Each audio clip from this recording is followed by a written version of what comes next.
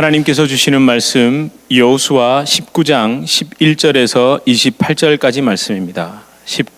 여호수아 19장 11절에서 28절까지 말씀 우리 한 절씩 교독하시고 마지막 절 합독하시겠습니다. 베냐민 자손 지파를 위하여 그들의 가족대로 제비를 뽑았으니 그 제비 뽑은 땅의 경계는 유다 자손과 요셉 자손의 중간이라. 그들의 북방 경계는 요단에서부터 여리고 북쪽으로 올라가서 서쪽 산지를 넘어서 또 올라가서 벳아웬 황무지에 이르며 또 그 경계가 거기서부터 루스로 나아가서 루스 남쪽에 이르나니 루스는 곧 베델이며 또 그 경계가 아다롯 맏달로 내려가서 아래 벳호론 남쪽 산 곁으로 지나고 벳호론 앞 남쪽 산에서부터 서쪽으로 돌아 남쪽으로 향하여 유다 자손의 성읍 기럇 바알 곧 기럇 여아림에 이르러 끝이 되나니 이는 서쪽 경계며 남쪽 경계는 기럇 여아림 끝에서부터 서쪽에서로 나아가 넵도와 물 근원에 이르고 르바임 골짜기 북쪽 흰노모의 아들 골짜기 앞에 있는 산 끝으로 내려가고 또 흰노모의 골짜기로 내려가서 여부스 남쪽에 이르러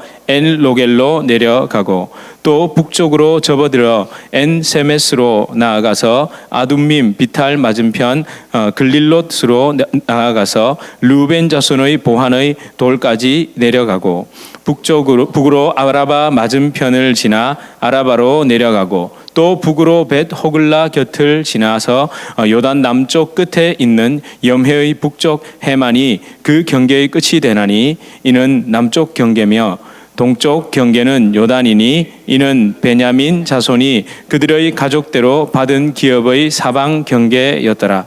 베냐민 자손의 지파가 그들의 가족대로 받은 성읍들은 여리고와 벳 호글라와 에멕그시스와 벳 아라바와 스마라임과 베델과 아밈과 바라와 오브라와 그발 암모니와 오브게오니와 게베아임니 12성읍과 또 그 마을들이며 기브온과 라마와 베에롯과 미스베와 그비라와 모사와 레겜과 이르브엘과 달랄라와 셀라와 엘렙과 여부스 곧 예루살렘과 기브앗과 기랴시니 10대 성읍이요 또 그 마을들이라. 이는 베냐민 자손이 그들의 가족대로 받은 기업이었더라. 아멘. 예. 반갑습니다. 잘 오셨습니다. 우리 이렇게 서로 앞뒤로 좌우로 보시면서 인사하시겠습니다. 반갑습니다. 잘 오셨습니다. 네, 반갑습니다. 잘 오셨습니다. 지난 2주간 여호수아 18장 1절에서 10절을 살펴보면서 이 나머지 땅 분배, 나머지 지파들, 남은 지파들, 우리가 메이저가 아닌 어쩌면 마이너 같은 그런 지파들의 땅 분배 속에 하나님의 담겨있는 하나님의 그 마음을 저희가 느낄 수 있었습니다. 오늘 함께 읽은 11절 이하부터는 그 나머지 지파에 대한 구체적인 그 땅 분배 이야기가 나옵니다. 하나님께서는 나머지 지파의 땅 분배에 관하여서도 분명하게 말씀하십니다. 정확한 경계와 지역을 말씀하시면서 그들의 땅을 확실하게 구분해 주십니다. 저희가 좀 막 더듬어 가면서까지 좀 익숙하지 않죠. 그렇게 읽었던 내용이 바로 그 내용입니다. 여호수아서를 기록함에 있어서 나머지를 나누어 줌 이러고 끝내는 게 아니라 더 그냥 똑같이 상세하게 다 기록해 주십니다. 그런데 여러분, 좀 솔직히 제가 말씀드리면 저는 좀 갑갑합니다. 사실 18장에서 19장 때문에 여호수아를 처음 시작할 때 좀 겁이 났습니다. 정말 이 부분을 통해서 어떻게 하나님의 은혜를 나눌 수 있을까?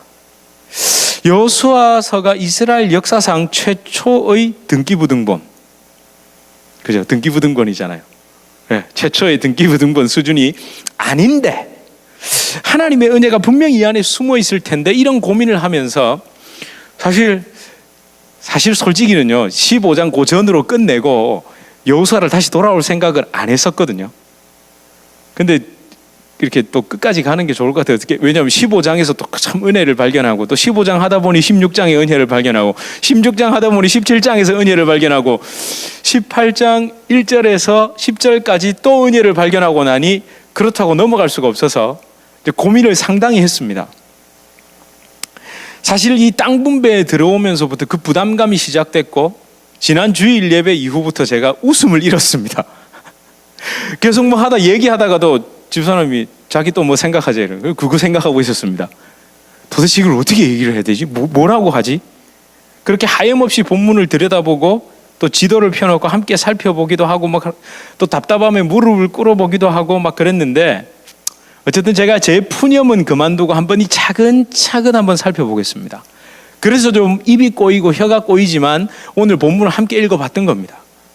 여러분, 베냐민이 분배받은 땅은 12절에서 28절에 아주 상세하고 뭐 거창하게 경계 성읍이 나오는 것 같지만 사실은 그렇게 큰 땅이 아닙니다. 왜 그렇게 복잡하게 경계가 설명되느냐 하면요, 지도를 한번 보시면 아실 겁니다. 어떠죠? 여기에 요만하죠. 그러니까 여러분, 에브라임, 단, 유다, 이 갓까지 모든 지파의 경계가 맞닿아 있기 때문에 경계를 어떻게 해야 되겠습니까? 상세하게 정해줘야죠. 예를 들어 므낫세만 해도 뭡니까? 서쪽은 바다, 이러면 끝입니다. 동쪽은 강, 이러면 끝입니다. 근데 여러분, 베냐민은 지금 걸리는 게 얼마나 많습니까? 특별히 여기는 또 어떻습니까? 두 맹주잖아요. 이스라엘의 두 맹주, 유다와 에브라임. 그러면 중간에 껴가지고 이걸 경계를 확실하게 안 해주면 어떻게 되겠습니까? 그렇죠. 막 언제 호시탐탐 노리지 않을까요? 실제로 여러분, 에브라임이 베냐민의 땅이었던 베델을 빼앗습니다. 왜? 역대상 기록에 보면 나와 있습니다. 그래서 여러분, 에브라임이 북이스라엘로 갈라져 올라가고 난 다음에 베델에다 뭘 세우죠? 금송아지를 세우잖아요. 원래 이 베델은 베냐민의 땅이었습니다. 그렇게 따진다면 이 경계를 확실히 해줄 필요가 분명히 있었을 겁니다. 그리고 여러분 참 보십시오. 작죠? 작습니다. 그런데 여러분, 이 지역이 생각보다 중요하다, 이런 마음이 오지 않으십니까? 그래서 여러분, 베냐민의 땅을 처음 소개하는 11절에서 뭘 강조하죠? 누구와 누구의 중간이라고 얘기하죠. 뭐라고 얘기합니까? 유다와 요셉 자손의, 즉 이 므낫세와 에브라임 이 둘 사이에 뭐더라? 중간이다, 이 얘기부터 딱 하죠. 11절에 그렇게 나와 있죠. 여러분, 다른 지파들에 비해서 다른 지파들은요, 뒤에 가면 그냥 어디서 어디 경계고 무슨 땅이다 이러는데, 요셉 지파는 요 중간이다, 요 얘기를 딱 합니다. 샌드위치라는 얘기 딱 꼈죠. 그래서 여러분, 우리 어떻게 보입니까? 여러분 딱 보시니까 딱 중간에 위치하니까 우리가 흔히 말하는 뭐의 요충지죠? 교통의 요충지.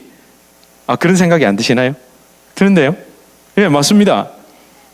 왜냐하면 유다가 이 동편으로 가려고 해도 베냐민을 지나야 되고, 또 북으로 가려고 해도 베냐민을 지나야 됩니다. 에브라임 마찬가지입니다.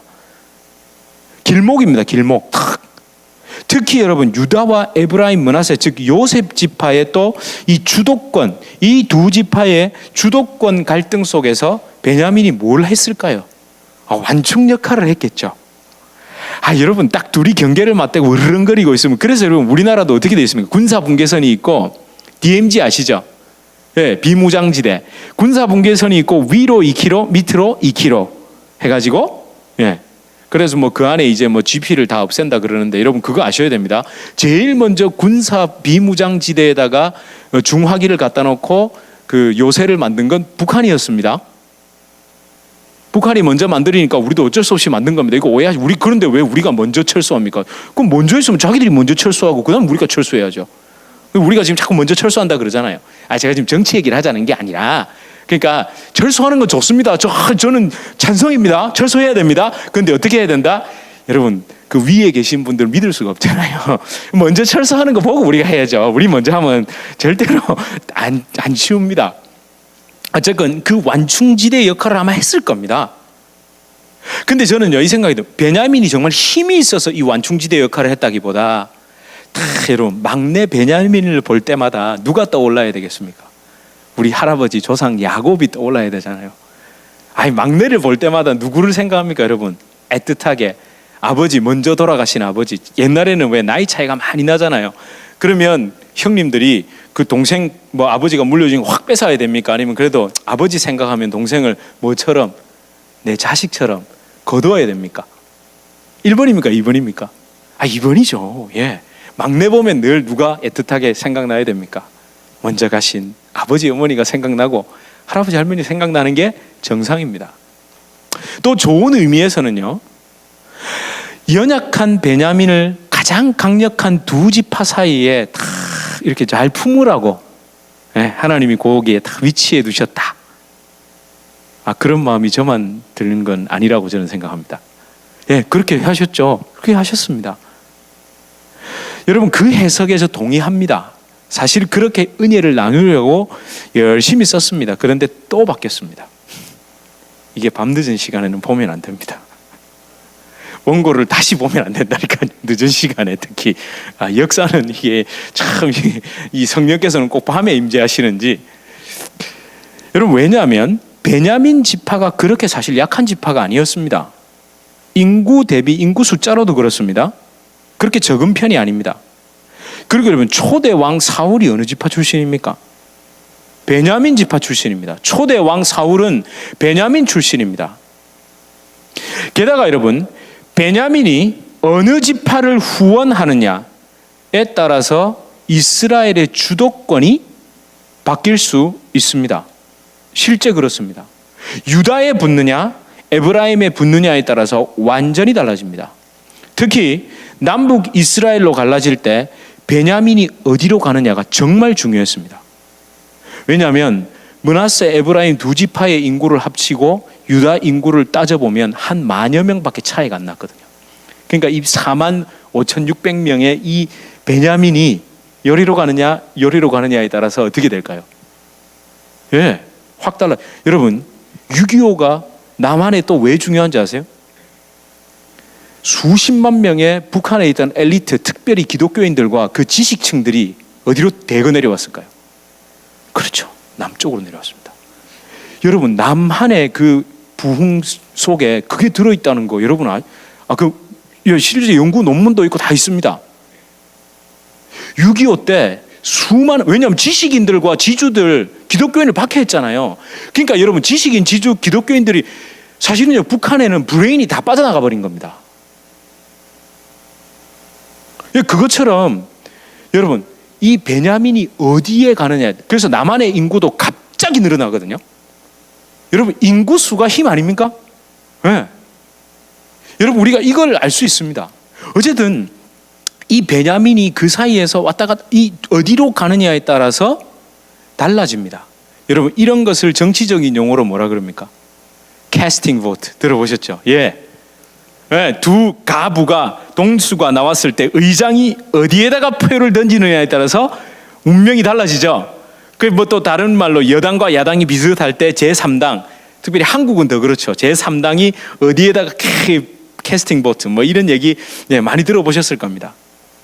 여러분, 그래서 오늘 본문을 통해 베냐민은 하나님이 주신 지혜를 잘 발휘해서 캐스팅 보트의 역할을 잘 감당하듯이 했듯이 우리도 그 역할을 잘 감당합시다. 할렐루야. 아멘. 맞습니다. 그것도 분명 맞습니다.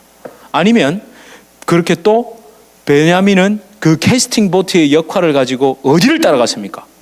남유다를 따라갔습니다. 할렐루야. 믿음의 계보를 이어야 됩니다. 믿음의 의리를 지켜야 됩니다. 우리도 그렇게 가야 합니다. 할렐루야. 아멘. 이렇게 하면 이제 원래 사실은 이게 끝이었거든요. 죄송합니다. 그럼 15분 만에 설교가 끝날 수 있었는데 뒤에 있습니다. 여러분, 맞습니다. 두 가지 모두 다 하나님이 주신 지혜와 의리로 볼 수 있습니다. 그러나 조금만 더 생각해 보십시오. 왜냐하면 위에 그 두 관점으로만 생각하면 첫 번째는 일반 은총의 지혜에 머물 수 있죠. 캐스팅 보트의 역할을 잘 감당해서 우리가 오늘 지혜롭게 살자. 그러면 어떻게 됩니까? 일반 은총의 지혜에서 머무르게 됩니다. 틀렸다 맞다가 아니라 머무르게 됩니다. 잘 들으셔야 됩니다. 그 다음에 두 번째는요, 의리와 정통성을 따르는 결국 뭐가 됩니까? 그렇죠. 말 그대로 의리고 도덕이고 뭐 이렇게 되죠. 조금 직설적으로 표현하면 처세와 종교 도덕 수준에서 머물 가능성이 매우 큽니다. 이렇게 끝나면 언약적 차원에서의 은혜의 복음으로 보기에는 무리가 있다는 거죠. 사실 이 부분 때문에 고민을 많이 했습니다. 캐스팅 보드까지 생각하고 유다를 따라간 것까지 해놓고 참 아쉬움이 컸습니다. 그러면 여러분, 성경은 더 깊이 한번 파보면 되죠. 이 지도도 조금 더 깊이 한번 파본다는 말은 이걸 확대해서 한번 보시겠습니다. 잘 보이세요? 조금 흐리죠? 저도 사진을 이것밖에는 못 구해가지고, 여러분, 이 지도를 확대해서 보시면 보일 겁니다. 이 베냐민의 땅 속에서 여러분 눈에 들어오시는 몇몇 도시가 있죠. 아까도 읽었습니다. 첫 번째는 여리고도 나왔고요, 길갈도 나왔습니다. 의외로 중요한 곳이 베냐민의 땅에 다 있죠. 그 다음에 어디요? 베델, 아이도 다 경계에 있습니다. 여러분 괜찮지 않습니까? 괜찮습니다. 여러분, 그럼 이 베델이 어떤 의미를 가지고 있습니까? 창세기에 아브라함이 창세기 12장에 다 나무로 내려오다가 제일 처음 여호와께 하나님의 이름을 다 올리면서 그 제단을 쌓았던 곳이 베델입니다. 그래서 베델의 이름을 하나님의 엘, 하나님의 벳, 집, 하나님의 집이라는 뜻입니다. 그리고 또 누가 28장에서 야곱이 또 착 올라가다가 베델에서 뭐 봅니까? 사닥다리 꿈꾸고 막 돌베개 잠자고 막 나 돌아오게 하실 겁니까? 그럼 내가 막 여호와께 영원히 제단을 쌓고 막 이래가지고 갔다가 다시 35장에서 내려오다가 베델에서 정말로 다시 제사를 드리고 거기서 무슨 칭호를 받습니까? 너를 더 이상 야곱이 아니라 너를 이스라엘이라 하겠다. 이야, 그곳이 베델입니다. 여러분, 진짜 말 그대로 이스라엘이라는 이름이 시작된 곳이 베델입니다. 그걸 베냐민이 품고 있었습니다. 이 베델을 허락받은 것은 정말 중요합니다. 사실 나중에 아까 말씀드렸듯이 에브라임이 이곳을 빼앗는다고 그러죠. 그리고 거기다가 금송아지를 세웠다고 제가 말씀드렸습니다. 근데 여러분, 오늘 이 부분을 계속 얘기하면 끝이 없습니다. 그건 분명히 다음에 다룰 시간이 분명 있을 겁니다. 왜냐하면 저희는 성경을 따라 계속하기 때문에 분명히 나옵니다. 그럼 여러분, 잠깐 접어두시고 여호수아서에 집중해서 여호수아서의 전체적으로 흐르는 그 영적인 흐름을 가지고 본다면, 우리가 땅 따먹기 차원이 아니라 죄멸하기, 그 언약 차원에서 본문을 본다면, 오늘 본문 속에서 기록된 지명 중에서, 이 지도에 나오는 지명 중에서 여러분 눈에 딱 들어오시는 지명이 보이실 텐데요. 살살살, 잠깐만. 기브온. 25절에 기브온이 들어있죠. 베냐민 지파의 땅 속에 여호수아서 9장에서 언약을 맺고 마침내 언약 백성의 영역 안에 들어온 죄의 상징이었던 가나안 족속, 아모리 족속 중에 한 분파였던 기브온 족속이 그 땅에, 즉 베냐민의 땅에 살고 있다는 겁니다. 여러분, 제가 어젯밤에 답답해가지고 그걸 하다가 참 남한테 실례죠. 제가 이제 이렇게 좀 신학적으로 도움을 받고 하는 그 목사님한테 밤 11시 반에 목사님하고 제가 보냈거든요. 이 기브온에 관한 이야기와 이 오늘 본문, 그리고 뒤에 제가 말씀드릴 사무엘 하의 본문까지를 보냈더니 저한테 그러더군요. 목사님은 기브온에 꽂히신 모양입니다. 저 꽂혔습니다. 기브온에 꽂혔습니다. 왜 그러냐면요, 제가 기브온 사람이니까요. 제가 기브온 사람이니까요. 여러분, 여호수아 9장에서 언약을 맺고 하나님의 언약 백성이 된 기브온 사람들이 베냐민 땅에 있었습니다. 그렇죠. 하나님에게 베냐민 땅이 중요한 이유는, 그들이 분배받은 이 베냐민의 땅이 중요한 이유는 전략적 요충지 때문도 아니고 캐스팅 보트이기 때문이 아닙니다. 그들의 땅에 기브온 거민들이 있었습니다. 하나님께서는 베냐민을 통해 기브온 사람들이 여호와 하나님을 더 깊이 깨닫길 원하셨습니다. 또 반대로 베냐민은 기브온을 통해 자신들도 어떻게 해요? 선택받고 구원받을 수 없었으나 전적인 하나님의 은혜, 그 언약 맺으심, 신의 산 언약, 모압 평지의 언약을 맺고 구원받은 자들이라는 것을 잊지 않기를 바라셨겠죠. 그런데 저와 여러분, 너무 안타깝게도 베냐민 지파가 이 기브온을 어떻게 대했을까요?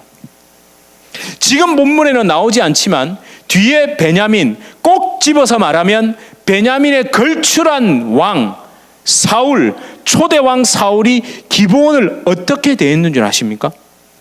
이스라엘 백성들 중에서도 유다와 친하다는 이유로, 기브온 사람들이 유다와 가깝게 지낸다는 이유로 그들을 학살합니다. 그 내용이 사무엘하 21장에 기록되어 있습니다. 사실은 좀 멀리 갔습니다. 어쩌면 성경 지식이 조금 부족한 분들은 이게 무슨 소리야 이러실 수 있습니다. 그러나 조금만 집중해서 들어보십시오. 사무엘하 21장의 사건을 알 필요가 있습니다. 제가 다 읽지는 않겠습니다. 사무엘하 21장 1절에서 2절을 한번 읽어보겠습니다. 1절에서 21절입니다. 시작.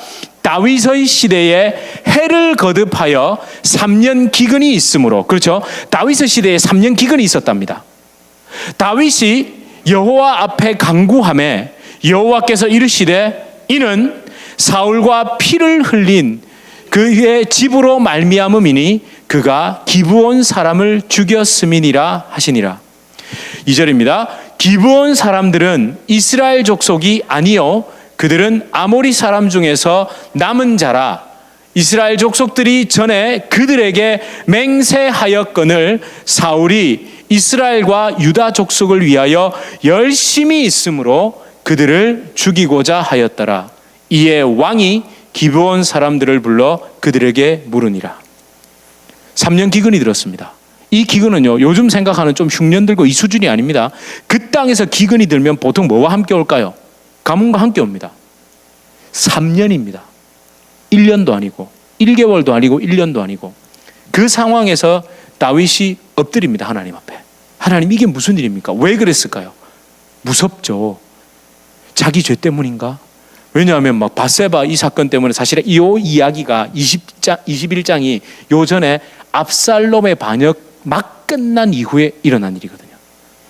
그러니까 여러분 어떻습니까? 자라보고 놀란 가슴, 소똥공 보고 놀란다고 막 엎드려가지고 하나님 또 제가 뭐 잘못했습니까? 하고 기도하는데 하나님 뭘 하시죠? 그 옛날의 일을 이야기합니다. 한참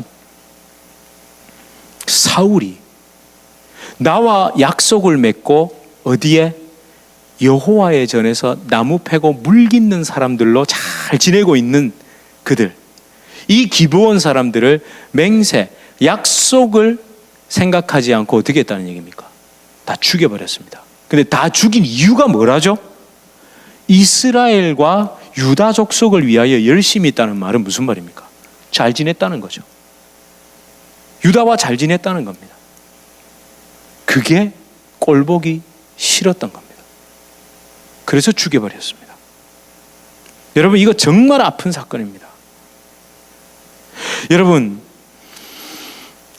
사울은요, 지금 여기에서 약속을 바라봤습니까? 정치적인 논리 혹은 자신의 이권, 탐욕, 무엇보다 다윗에 대한 질투, 분노, 상처, 이런 것 때문에 지금 이 학살을 행한 겁니까? 무엇 때문이었습니까? 그렇죠.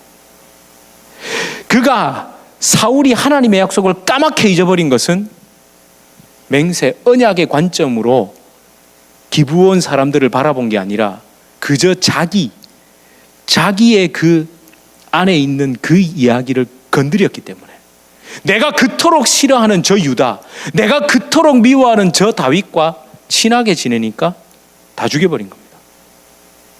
결국 사울은 기브온 거민을 바라볼 때 하나님의 언약적 관점이 아닌 철저한 자기 이익에 기반한 정치적, 감정적, 권력적 그 지향, 그 권력 지향적인 관점으로 바라봤기 때문에 이런 일을 저지른 겁니다. 하지만 다윗은 달랐죠. 다윗은 달랐습니다. 제가 이후에 다 읽지는 않겠습니다만 다윗은요, 이후에 약속, 이 일을 처리함에 있어서도 약속에 기반합니다. 약속. 그래서 그래, 야, 다윗의 남은 자 누구야? 다 나와요. 다 죽여버리는 게 아니라 원래대로라면 가장 먼저 누구를 죽여야 하냐면 무비보셋입니다. 다윗의 직계 손자거든요. 근데 죄송합니다. 사울의 직계 손자입니다. 그런데 누구와의 언약을 기억하여 요나단과의 또 약속을 기억하여 무비보셋은 살려둡니다. 여러분, 차라리 잘 됐다. 요 무비보셋을 살려두면 언제 왕 될지 모르는데 요거를 또 빌미 삼아서 무비보셋을 처리해도 되는데 누구와의 약속? 요나단과의 약속을 기억해서 무비보셋을 살려주고 사울 왕의 첩 리스바의 아들들과 그 나머지 외손자 5명, 그래서 총 7을 내줍니다. 물론 이거 가지고 그것도 내주지 말지 그러면요 어떻게 됩니까? 기브온 사람들과의 그 약속, 그 얘기는 또 어떻게 됩니까? 여러분, 이거를 무조건 오늘날의 관점으로만 생각하지 마십시오. 억울함은 풀어야 합니다. 여러분, 그 사형제도에 관한 이야기도 얘기가 많습니다. 인권 하는데 잘 아시죠? 그럼 피해자의 인권과 죽은 사람의 인권은 인권 아닙니까? 피해자 가족의 인권은 인권 아니냐고요. 피해자 가족들과 그 피해자와 관련된 특별히 그 가족들이 그를 용서한다면 오케이. 그러나 법은요 그렇게 하면 안 됩니다. 여기서 제가 뭐 사형제도에 찬성한다 반대한다 이 얘기를 하자는 게 아니라 그 인권을 가해자의 인권을 생각한다면 피해자의 인권도 생각해 봐야 된다는 겁니다. 어쨌든 오늘은 약속의 관점에서 다윗은 그렇게 처리합니다. 그렇게 얘기를 합니다. 약속의 백성을 학살한 그들의 원한을 풀어주기 위해 다윗은 또 약속에 근거하여 그 모든 일을 처리합니다. 저와 여러분, 우리는요 지금 그리스도의 십자가, 그 언약의 십자가를 또 그럼 우리는 어떻게 이해하고 있냐는 거죠. 솔직히 어떻게 이해하고 어떻게 심지어 이용하고 있는지 한번 생각해 봐야 됩니다. 여러분, 혹시 그리스도의 십자가를 사울처럼 이해하고 있지는 않습니까? 여전히 내 죄성의 시각으로 그리스도의 십자가를 인식하고 있는 건 아닙니까? 십자가, 내 죄악과 자아, 상처가 못 박힌 것이 아니라 나의 나됨, 내 자아의 자아됨을 이루기 위한 도구로 이해하고 있는 건 아니냐는 거죠. 여러분, 자꾸만 비슷한 질문이 계속되는 것은 분명 이런 부분이 우리 안에 여전히 남아있기 때문에 그렇습니다. 여전히 인생에 아쉬움이 있고, 또 저도 어떨까요? 저도 이제 교회를 막 시작하는데 하나님께서 저에게 비전을 주셨습니다 하고 막 시작하고 하는데 가만히 생각해 보면 저 안에도 그런저런 게 있거든요. 왜냐하면 사람들이 저한테 잘하고 있는가? 뭐 농담, 가족들도 뭐 전화 오면 그냥 하는 말 있잖아요. 요새는 좀 성도님 좀 오시나 뭐 이런 말 물어보면요 괜히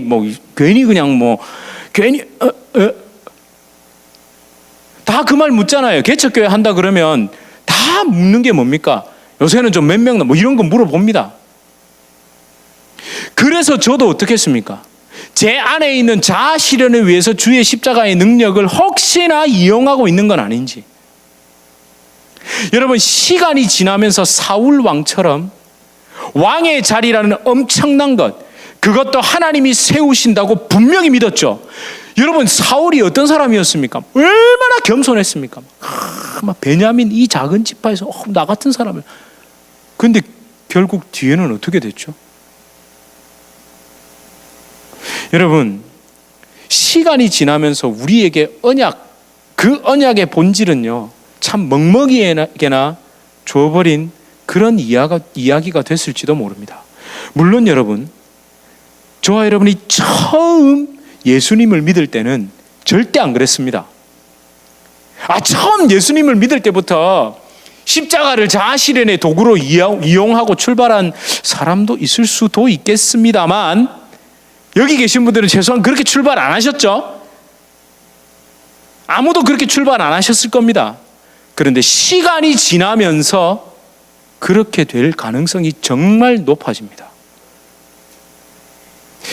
저와 여러분, 십자가의 언약, 십자가의 능력, 구원, 복음, 전도, 구제 등등 봉사, 축복 이 모든 것을 잘못 이해하면, 내 자아의 틀 속에서 이해하면 내 삶의 열매도 그대로 맺힙니다. 내 삶의 흔적도 그대로 나타납니다. 사람을 볼 때도 약속과 신실한 그 관계 속에서 이해하는 게 아니라 이해관계 속에서 이해할 수밖에 없겠죠. 아니 여러분, 십자가와 하나님의 관계도 그렇게 이해하는 사람이 어떻게 사람의 관계를 그렇게 이해하지 않겠습니까? 물론 다 그럴 겁니다. 물론 난 아니라고.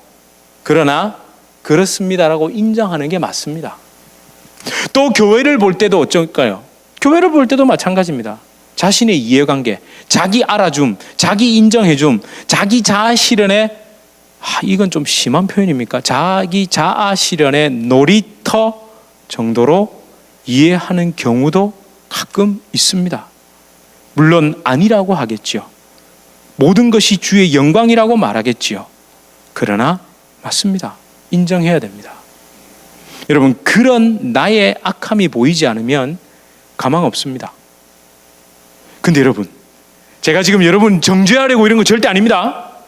좋으신 하나님, 신실한 하나님, 우리 아버지 하나님은요, 언약을 맺으신 후에 기드부온 백성들을 잘 생각해보세요. 하나님이 한번 언약을 딱 맺고 나시면 그 이후부터 그 백성을 어떤 관점으로 바라보십니까? 내가 약속 맺었으니까 요 말 잘 듣고 말 안 듣고, 말 잘 들으면 복 주고 말 안 들으면 저주 주고, 이런 관점으로 바라보십니까? 하나님은 언약을 딱 맺고 나시면요, 그 이후로부터는 오로지 언약의 관점에서만 보십니다. 오로지 그 관점에서만 보십니다. 잘나고 못나고 이방인이고 아니고 나무를 패건 물을 깃건 다 필요 없고, 오로지 무슨 관점에서만, 하나님의 그 구속의 언약의 관점에서만 바라보신다니까요. 여러분, 이거 우리가요 가슴을 쓸어내려야 할 일입니다. 여러분, 예수 믿고 난 뒤에 여러분의 삶을 한번 돌이켜 보시면 아이고야, 가슴이 철렁 내려앉으시죠. 그런데 하나님이 오로지 뭐만 보신다고요? 언약의 관점에서만 보시겠답니다. 진짜 가슴을 쓸어내릴 일입니다. 여러분, 저는 오늘 본문을 사무엘하까지 연결하는 그 과정에서 제가 기브온 사람들의 입장에서 그 말씀을 보다 보니 그게 참 마음에 다가왔던 겁니다. 도저히 구원받지 못할 자신들이 여호와 하나님의 언약 때문에 구원을 받고 기쁨으로 뭐하고요? 나무 패고 물 깃는 사람으로 살았던 그 기브온 사람들은 다름 아닌 누굴까요? 접니다. 저 나무 패고 물 깃고 있잖아요. 오면 땀 흘려가면서 막 애들하고 이거 설치하고, 그게 여러분 저에게 기쁨이라는 거죠. 이거 생각보다 안 어렵습니다. 오해 마시고 이 힘든 걸 제가 하고 있습니다. 아니요. 이거 생각보다 안 어렵습니다. 아직까지 힘이 있어서요. 이 정도 잘하고요. 아이들도 같이 나무 패고 물 깃는 사람처럼 얼마나 감사한지 모릅니다. 여러분, 그 관점으로 보기 시작하니 하나님께서 제 마음에 은혜를 주신 겁니다. 여러분, 기브온 사람들은요 순수한 마음으로 성전을 섬겼을 겁니다. 우리 자꾸만 기브온 사람들을 보면 자꾸 좀 너무 단순한 거지. 여러분, 17장과 여호수아 17장에 그 므낫세 지파가 노역하는 사람으로 남겨둔 그 가나안 사람들과 여호수아 9장의 기브온 사람들은 분명 다릅니다, 여러분. 여러분, 그걸 아셔야 돼요. 나중에 학자들은 다 그 사람들이 나중에 느디님 사람들, 성전에서 그 허드렛 일 하던 그 사람들이라고 얘기하거든요. 그건 다릅니다. 그 남겨둬가 나무 패고 물 깃는 사람으로 남겨둬가지고, 그렇죠. 성전에서 나무 패고 물 깃는 건 문제가 없었는데 자기가 편하려고 나무 패고 물 깃는 사람으로 남겨둔 그게 문제죠. 왜 자꾸 그렇게만 봅니까? 여러분, 그 순수한 마음으로 실로를 오가며 이렇게 하면, 그죠? 이제 일 끝나고 나면 또 기브온에 돌아와서 아이고 아버지 휴가 받아 왔어요 이러면서, 그죠? 또 하고 또 돌아가고, 아마 그렇게 살았을 겁니다. 이런 기브온 사람들을 사울이 다 학살해버린 겁니다. 하나님을 섬기고 예배하는 것이 즐거운 그 기브온 사람들이 이스라엘을 위하고 자신의 정적 유다, 아니 다윗을 위한다고 학살한 도대체 이 사울의 정체가 뭡니까? 왜 그랬냐는 거죠. 아니 조용히 그냥 우리 예배 드리는 게 기뻐서 그냥 여호와의 전에서 나무 패고 물 깃는 사람으로 지내고 있는 우리를 이 사울의 정체가 뭐냐고요. 참, 이의 기브온을 공격했던, 학살했던 사울의 모습, 그렇다고 사울을 너무 손가락질하며 이렇게 말하자는 것이 아니라 그에게도 연약함은 분명히 있었을 겁니다. 하나님은 끊임없이 그에게도 기회를 주셨을 거고요. 그러나 이 사울의 모습, 참 이런 말하기 그렇지만 그저 하나님께 예배드리고 그 구원의 기쁨을 누리길 소망하는 저와 여러분을 공격하는 마귀 사탄이 하는 짓과 어쩜 그렇게 닮았냐는 거죠. 그러나 여러분, 이런 절망, 이런 공격이 올 때 여러분 절망하실 필요 없습니다. 걱정하실 이유 없습니다. 두려워하실 이유도 없습니다. 마침내 하나님께서는 누구를 통해? 다윗을 통해 기브온의 아픔, 슬픔, 저주를 풀어주셨습니다. 여러분, 저와 여러분을 공격하는 그 모든 마귀 사탄의 그 권세를 누가? 예수 그리스도께서 다 소멸시키시고 다 풀어주셨습니다. 여러분, 이걸 믿고 나가는 겁니다. 다윗은요, 오직 언약의 관계 속에서 기브온을 바라봤습니다. 여호수아와 기브온이 맺은 언약을 기억하고 그들을 다시 세워줬습니다. 저와 여러분, 이것이 복음입니다. 이것이 복음. 하나님께서는 저와 여러분을 오직 십자가의 언약 속에서만 바라보십니다.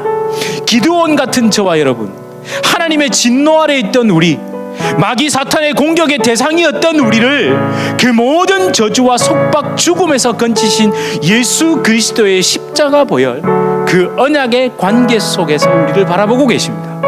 신실하신 하나님께서는 그리스도의 언약 백성인 저와 여러분을 끝까지 포기하지 않으십니다. 저와 여러분이 그 품 안에 있을 때, 그 보혈의 능력 아래 있을 때 반드시 우리를 승리케 하실 줄 믿습니다. 우리 함께 찬양하시겠습니다. 6월절 어린 양의 6월절 어린 양의 피로 나의 삶의 문이 열렸네. 저 어둠의 권세는 힘이 없네. 주 보혈의 능력으로 원수가 날 정죄할 때에도 난 의롭게 설 수 있네. 난 더 이상 정죄함 없네. 난 주 보혈 아래 있네. 난 주 보혈, 난 주 보혈 아래 있네. 그 피로 내 죄 사했네. 하나님의 긍휼 날 거룩해 하시었네. 난 주 보혈, 난 주 보혈 아래 있네. 난 원수의 어떠한 공격에도 더 이상 넘어지지 않네. 난 주 보혈아, 다시 한번 난 주 보혈, 난 주 보혈 아래 있네.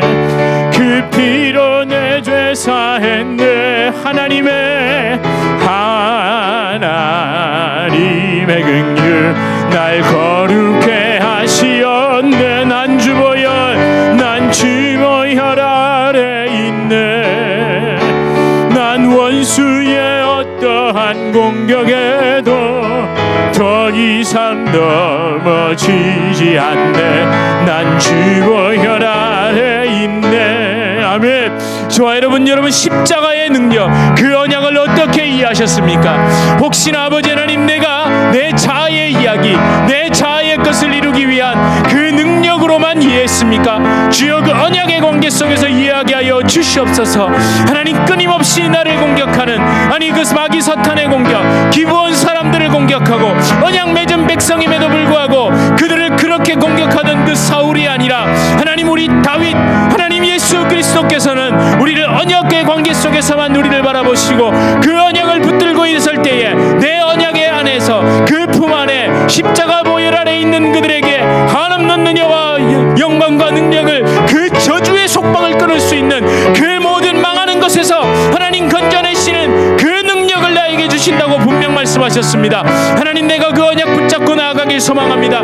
내가 그 모든 것들을 바라볼 때에, 하나님 내 주변에 있는 것들을 바라볼 때에 이 십자가의 언약 속에서 이해하고 바라보게 하여 주시옵소서. 우리 이렇게 간절히 주님 한번 잡고 기도하시겠습니다. 주님 아버지, 난 주님의 보혈 안에 있습니다. 아버지 하나님, 그 피로 제사함을 받은 우리 아버지 하나님, 내가 그 십자가의 언약 안에서 하나님 그 약속 안에서 서 있길 소망합니다. 하나님, 내 삶의 모든 무너진 것들이 아버지 하나님, 내가 언약을 붙잡을 때에, 내가 십자가의 언약 앞에 내가 무릎 꿇고 아버지 하나님 내 삶을 드릴 때에,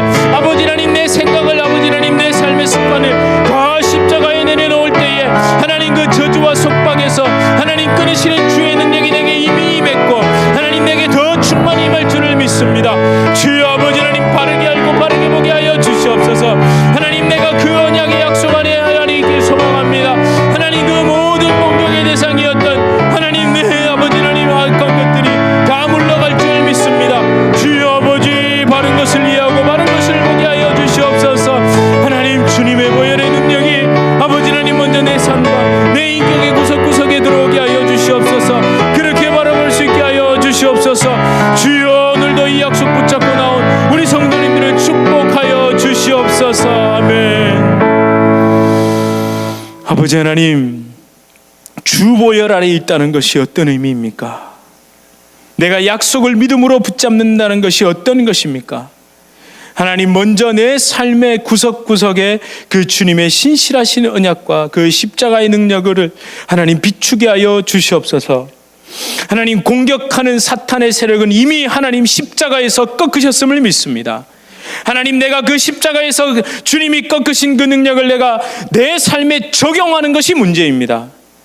하나님, 그 능력으로 내 마음의 상처, 아픔, 그리고 아쉬움, 모든 것, 내 자아 실현을 위해서 지금까지 살아왔던 그 모든 삶을 돌이키고 그것을 십자가에 적용하고 못 박는 그것이 참 능력임을 소망합니다. 그것이 주님의 보혈 아래 있는 것이고 주님의 날개 품 안에 있는 것입니다. 그렇게 살아가던 우리, 그렇게 능력 있고 힘 있게 살아가던 우리를 사탄은 절대로 가만히 두지 않습니다. 또 공격합니다. 찝쩍거립니다. 그러나 그 찝쩍거림과 공격에 또 넘어가지 않겠습니다. 주여 아버지 하나님, 주의 날개 아래서 힘있게 서길 원합니다. 하나님, 우리 삶의 주의 놀라운 십자가의 은혜와 성령의 능력으로 가득 채워 주시옵소서.